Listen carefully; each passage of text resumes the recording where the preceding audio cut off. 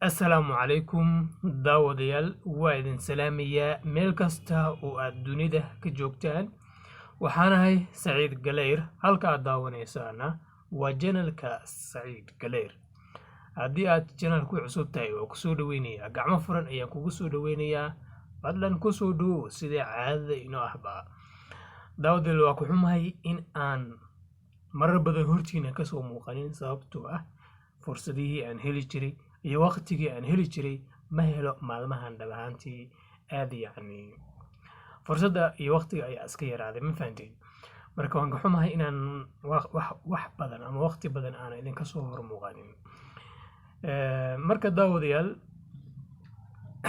dhibka meesha ka jiray waxaa weeye fursaddii ayaa isku yaraatay. waqtigii 24 hours ay maalintii ka kooban tahay waxaan noqday qof ama shaqa u soo taagan 24 hours. xitaa waqtigii uu nasanayay uu ku yaraaday ayaa noqday, ma fahanteen? marka in aan muuqaalo fara badan aan soo diyaariyo oo aan waqti geliyo aad ay igu cuslaatay. si kastay tahaba waad mahadsantihiin. marka waxaan doonayaa taas beddelkeeda, maadaama waqtigii badnaa ee aan muuqaalka aan geli jirnay aynaan gelin karin, waxaan doonayaa inaan muuqaalo waqti yar uu gelayo tayadooduna ay wanaagsan tahay in aan idinla wadaago. muuqaaladaas waxay ku saabsanaan doonaan waxa la yidhaahdo talo.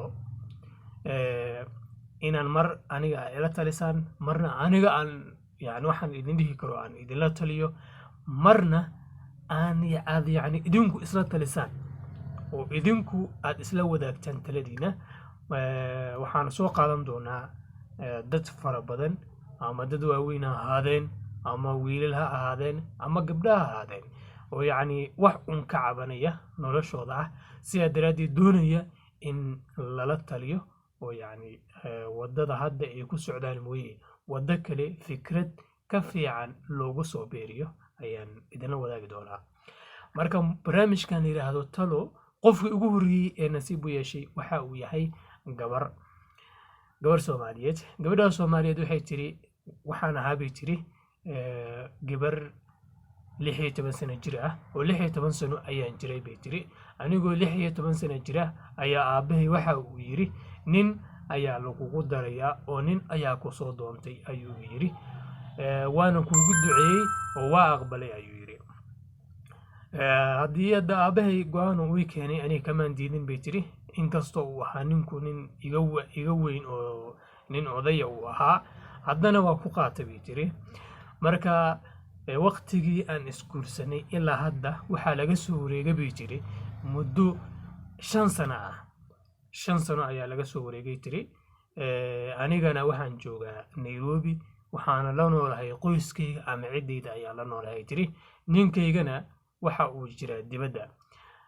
ha jiro ma xumee, anigaan ku qanacsanahay tiri oo wax dhibaata uma arko ninkayga inuu dibadda uu jiro. aniga dhib iguma haysa bay tiri. marka laakiin dhibku waxa uu ka taagan yahay reerkayga ayaan ku qanacsanayn inaan ninkan inuu i qabo oo aan la joogo. reerkayga ayaan ku qanacsanayn bay tiri, oo waxay leeyihiin waqti ayuu ka lumiyey ama waqti ayuu iga lumiyey. ay aaminsan yihiin inuu waqti iga lumiyey ay aaminsan yihiin. sababtuna waxay tahay 5 sano ayaan isqabnay. 5taas sanana waxba caruura iskumaynaan dhalin. hadda dhashana ilaah baa bixiya oo qofku ma ahan waxuu gacanta ku samaysan karo ama siduu rabo uu iska heli karo ma ahan, oo dhasha ilaah baa bixiya. marka waxay tiri xitaa mararka qaarkood bay tiri anigoo la hadlaya markay arkaan waxaan maqlaa bay tiri walaalahay ayagoo ay xamanaya oo dhahaya doqonkii bay la hadlaysaa oo waqtiga ka lumiyey ayay la hadlaysaa ayagoo ay dhahaya oo ay xamanaya ayaan maqlaa bay tiri. mararka qaarkoodna si cad ayay iigu sheegaanba waxay tiri ninkan iska fur waqtiga ayuu kaa lumiyey ay leeyihiin bay tiri, ma fahanteen? marka wax aan sameeyo ayaan kala garan lahay ayay leedahay gabadhaasi Soomaaliyeed. ma ninka ayaan iska furaa? haddana waan ku qanacsanahay tiri oo aniga hadda ninkayga wax dhibaato ah oona dhex yaala ma jiraan, marka laga reebo in reerkaygu aysan isaga ku qanacsanayn. haddana waxayna leedahay dhasha ilaah baa bixiya oo waxaan anigu samayn kara ma ahan hase yeeshee ninkayga anigu waan ku qanacsanahay in uu i qabo oo aan reerkayga u dhisnaado aad baan ugu qanacsanahay ayay leedahay marka maxaan sameeyaa si aan reerkaygana aan ku raali geliyo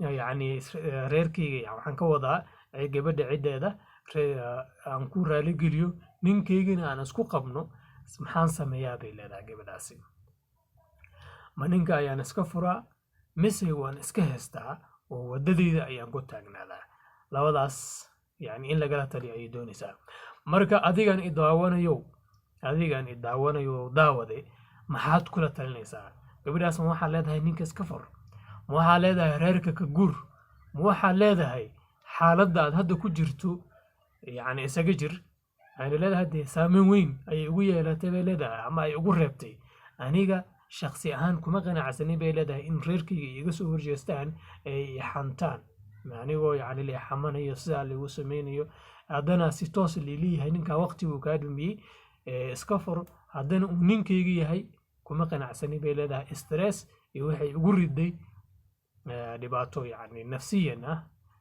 ay ugu reebtay bay leedahay marka talo ayaan idinkaga baahanahay talada siiya maxaad kula talinaysaa marka waxaa leedahay reerkaaga yani say rabaan yeel waxaa leedahay reerka dhanba ka guur ninkaaga ugo meel gaarooba deg waxaa leedahay xaaladda hadda ku jirto isaga sugno waa 3 su'aalood haddii aad qabto ra'yi intaas ka duwana yani usoo gudbi aad baad u mahadsan tahay daawade waxaan samayn doonaa ciwaan ayaan soo dhigi doonaa barta yani descriptionka hoose ayaan soo dhigi doonaa wixii yani fikrad ah ee aad qabto ciwaankaas ayaad igu soo diri kartaa haddii kalena waxaad samayn kartaa qaybta hoose ee commentiga ayaad igu reebi kartaa ama aad ugu reebi kartaa si iyada iyo